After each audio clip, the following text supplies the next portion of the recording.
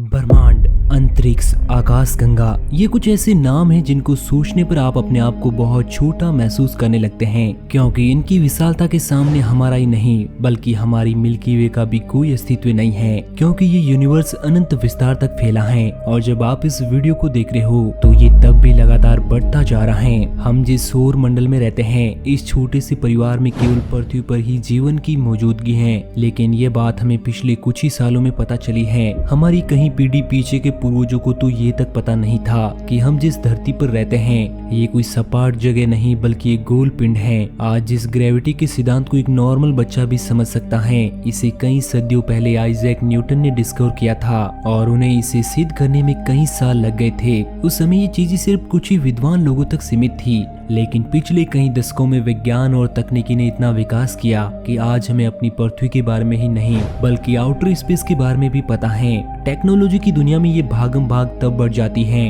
जब सभी मुल्क अपना खुद का लोहा मनवाने की कोशिश करते हैं। मुझे नहीं लगता कि अगर सोवियत और अमेरिका में चांद पर जाने की होड़ ना होती तो शायद ही आज तक कोई इंसान चांद पर गया होता, लेकिन एक दूसरे से आगे निकलने की जिद ही तो इंसान को उसकी हद से बाहर निकलने का मौका देती है। और इसी वजह से आज टेक्नोलॉजी का प्रसार हमारी सोच से भी ज्यादा तेजी से हो रहा है। विज्ञान की अच्छी बात यह है कि ये किसी एक इंसान तक सीमित नहीं होती। विज्ञान की नजर में कोई अमीर गरीब नहीं है। अगर आपके पास विज्ञान का ज्ञान है तो आपको आगे आने से कोई नहीं रोक सकता। इस बात का एक उदाहरण हम आपको इस फोटो के माध्यम से बताना चाहेंगे। दरअसल लेफ्ट साइड की फोटो में भारतीय स्पेस एजेंसी इसरो का पहला रॉकेट है, जिसे 21 नवंबर 1963 को लॉन्च किया गया था। और राइट साइड में इसरो का सबसे पावरफुल रॉकेट GSLV Mark 3 है, जिससे इसरो अपना चंद्रयान 3 लॉन्च करने वाला है। महज कुछ ही सालों में भारत का ये तकनीकी विकास इस बात का पुख्ता सबूत है कि विज्ञान का सही ज्ञान किसी भी सभ्यता को कितना आगे ले जा सकता है।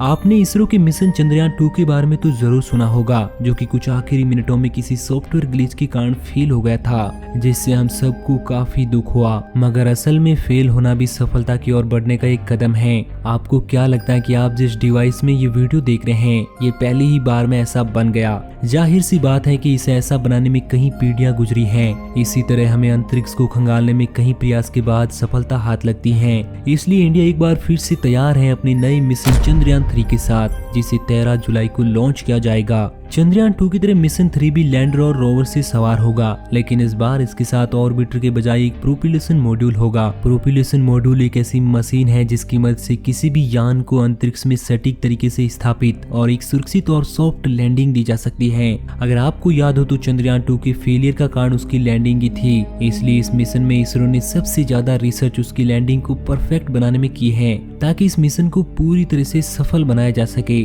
चंद्रयान 3 को मून के साउथ पोल के पास लैंड कराया जाएगा, जिसके बाद इसका रोवर चांद की जमीन पर उतरकर कुछ महत्वपूर्ण रिसर्च को अंजाम देगा। इस मिशन का मुख्य उद्देश्य चांद की सतह पर मौजूद मिट्टी की जांच करना और उसके नीचे पानी की मौजूदगी का पता लगाना है। खैर, जहां तक आपको और मेरे को पता होगा कि चांद पर जीवन की कोई संभावना नहीं है, मगर फिर भी दुनिया भर की स्पेस एजेंसी आखिर इसे खंगालने में क्यों लगी है? दोस्तों, शायद आपको मंगल ग्रह के बारे में जरूर पता होगा, जो कि इंसानों का अगला लक्ष्य है। हालांकि आज के दिन तक मंगल पर भी किसी तरह के जीवन की कोई संभावना नहीं है, मगर वैज्ञानिकों का मानना है कि मंगल मानव सभ्यता का अगला घर है और इसी वजह से सभी देश मंगल पर जल्द से जल्द इंसान भेजने की कोशिश कर रहे हैं। और इसी चीज को आसान बनाने के लिए हम अपने प्राकृतिक उपग्रह चंद्रमा का उपयोग एक स्पेस स्टेशन की तरह करने वाले हैं। इसी वजह से दुनिया भर की स्पेस एजेंसी चांद पर बेस बनाने में लगी हुई है, ताकि मंगल पर पहला इंसान जल्द से जल्द जा सके। खैर, इस चीज को करने में भी बहुत वक्त लगने वाला है, क्योंकि किसी भी मिशन को लॉन्च करने से पहले सैकड़ों टेस्टिंग करनी पड़ती है।